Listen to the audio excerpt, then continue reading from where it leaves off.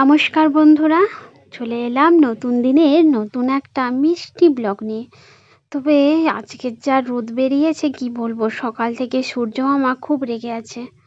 আর মেঘটা, শরতের মেঘ দেখতে তো সত্যিই সুন্দর লাগে, আর সকালে এই সুন্দর মেঘ দেখলে অনেকটাই ফ্রেশ লাগে।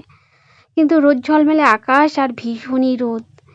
তখন কিন্তু আমি যখন সব কাজকর্ম ছেড়ে বাইরের এই পরিবেশটা দেখলাম, উফ, মাথা দিয়ে কি বলবো।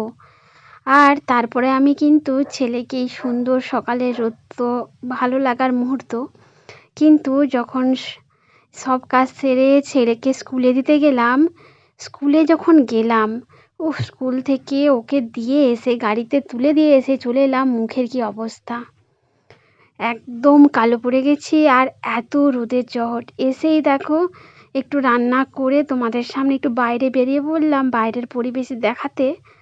আর তোমাদের সঙ্গে একটু যেটা সারাদিন শেয়ার করি সেটাই শেয়ার করলাম। তো মুখের তো অবস্থা, 12টা বেজে গেছে এই রোদে। আর আমি ছেলেকে দিয়ে এসে কি কি রান্না করেছি তার বলি। আজকের কিন্তু ভীষণই রোদ, তার জন্য বাড়িতে টক বানিয়েছি। আর কাদের দিকে এই রোদের সময় বেশ টক টক খেতে ভালো লাগে সেটা অবশ্যই জানিও। আমার তো খেতে অসাধারণ লাগে। বড়া দিয়ে টক বানিয়েছি, আর মাছের ঝাল, একদম গায়ে গায়ে মাছের ঝাল।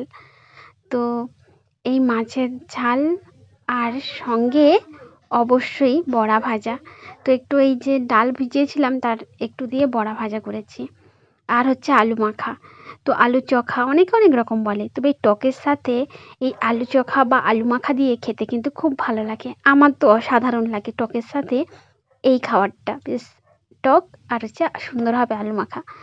তো যাই হোক বন্ধু, এই হচ্ছে আজকের রান্না। আর তোমাদের কাদের কাদের এই টকের সাথে এই সব জিনিস ভালো লাগে সেটা অবশ্যই জানিও। এখানে আমার ভিডিওটা শেষ করলাম, টাটা।